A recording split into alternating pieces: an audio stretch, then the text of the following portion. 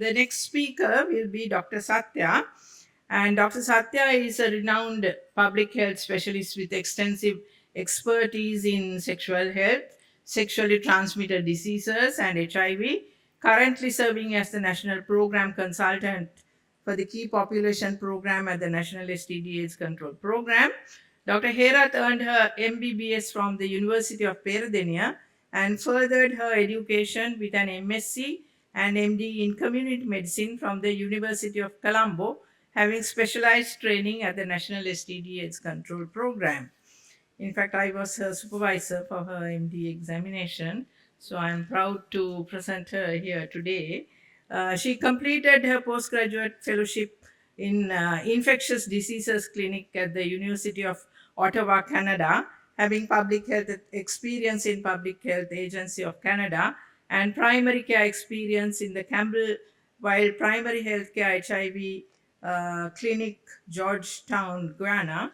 Dr. Herath is committed to advancing public health outcomes for vulnerable populations through innovative community-based approaches, and her presentation will be on introduction to HIV self-testing in Sri Lanka, PrEP preparation in Sri Lanka, how Sri Lanka planned it, and how it is being implemented in the country and the way forward. So over to you, Dr. Sathya.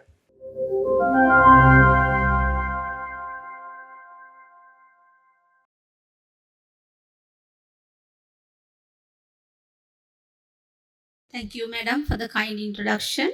I will take you through the presentation. Outline of my presentation is the innovative approaches that we undertook during the introduction of PrEP and HIV self-testing, which how we brought to Sri Lanka, as well as how we implemented the differentiated service modalities in Sri Lanka.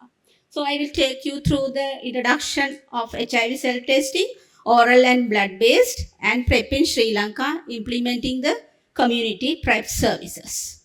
HIV self-testing, you know that self-testing is people do on their own. However, once they do it on their own, they have to be it is a node test. It has to be, if it is positive, it has to be linked to the services, and if it is negative, it has to be the prevention packages have to go into this one. So how do we this was a very good opportunity that we managed during our COVID-19 pandemic. Both innovations just arrived during the COVID-19. So it was easy for us to just manage during the COVID-19 lockdowns, as well as travel restriction and all. And soon after that, the economic crisis that we faced. So the HIV self-testing, of course, provided a lot of awareness to the normal community as well as the vulnerable community, and because understanding HIV and they need to test it. And the oral-based self-testing was introduced initially, and it was launched on a World AIDS Day, December 1st of 2020. We practiced all the WHO guidelines. WHO provided very good guidelines. So we practiced all the modalities and how we introduced into the system and how we integrated into the system, all that based on these two guidelines that the WHO released on related to the HIV self-testing. And there were a lot of workshops we conducted, lot of experience sharing work done with the regional as well as the Southeast Asia region, and with the WHO experts and the international experts also. It was a good opportunity for HIV self-testing in Sri Lanka. So we have this is a Sri Lankan map. We have all 40 clinics. Though we have all the district covered with the district clinic, we still have challenges in the people accessing to the services because of the different reasons. And we have our epidemic is, as is commonly mentioned by all of other speakers, it is a MSM-driven epidemic. In 2023, the bisexual and MSM attribute to nearly 55%. And the recent trend is young people getting HIV is little bit increasing. and almost 1/4 of the people are late diagnosed, so they are less than 200 things. So partially recovered from the COVID challenges. These all are the reasons that we have to be using the HIV self-test. And in addition to that, due to the COVID epidemic, we introduced a lot of virtual interventions, so virtual platforms, because this helped to the self-testing reaching the people. But how did we do? Usually, we have a policy, national AIDS policy. It covers any international standard testing can be introduced, though it is not specifically told HIV testing, self-testing, but it covered all this. And we have a guideline, and we develop which guideline says all the modalities of HIV testing that which is to be introduced in the system, and we develop a standard operating procedure for this specifically to the HIV self-testing. So in addition to that, the demand generation activities, we had communities and community-based organization. We offer tests through them, and there have been a lot of community demand generation happened, and we used online platform like WhatsApp and the Facebook, and we have a hotline, and we have a platform called No For Sure, operated by the National STDs Control Program. So we all did through this, and there were social media like TV and radio programs were conducted. In addition to that, there is a social media platform. We use that platform, hired company for some time to promote HIV testing and PrEP. So because of this reason, we were able to promote a lot of this self-testing. In addition to that, we operate 3 modalities: non-governmental organization, online approaches, and public STD clinics, and we practice the courier. So our package was like white courier bag, having a test kit without indicating anything, and assessment, the 3 leaflets indicating the methodology, and we get the feedback through a form and envelope and covered with an address that they reported the back result. And I will go through the lessons learned. So in the initial project where we just introduced in 2020 with the baseline work in 2019, we delivered about nearly 8,000 kits. And during the 1 year, we were able to receive about 3,500 individual reported. Out of them, 17 became reactive, and of them, 14 immediately linked and confirmed to the cases, giving about 0.04 reactive positivity rate. Then it shows our implementation. Of course, these tests are pre-tested and done, and a lot of sensitivity and specificity are assessed. So usability, accessibility, and feasibility are measured. So these showed that feasible, accessible, and acceptable by the communities. So each year from that 2020, we were able to procure about 10,000 kits to the country. So we have unlocked the potential. We have published this paper in one of the conferences launching oral-based HIV self-testing in Sri Lanka through COVID-19 pandemic. Right, then I will talk about the blood-based. Similarly, we introduced blood-based self-test also after having a small study of 2020 clients tested with HIV self-test. Then what did that again showed us the accessibility is good and feasibility is also good. And we have discussed all these self-tests and all. We have published a paper with some of the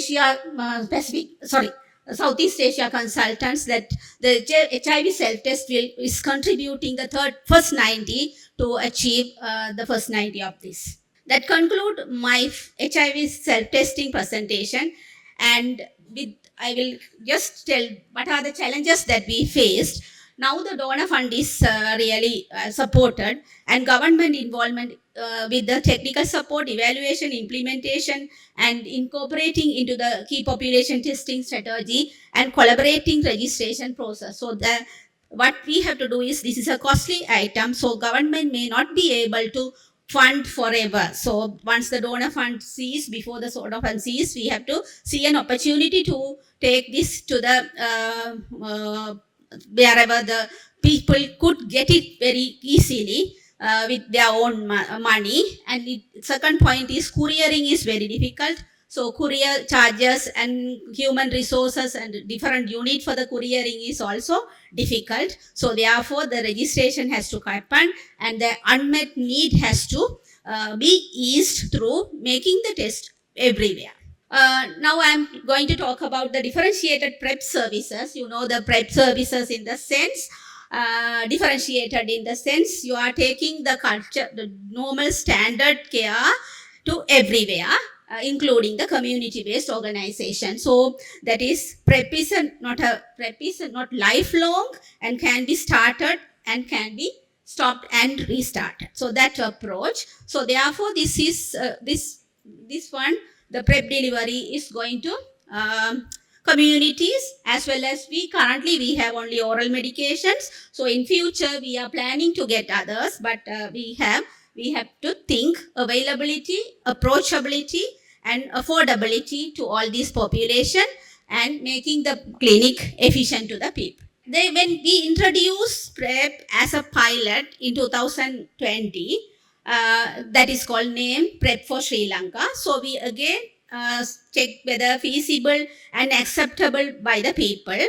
And our model was integrating to the available STI HIV services. That means STD clinics as well as the key population intervention program. So we initially, our pilot was MSM and transgender.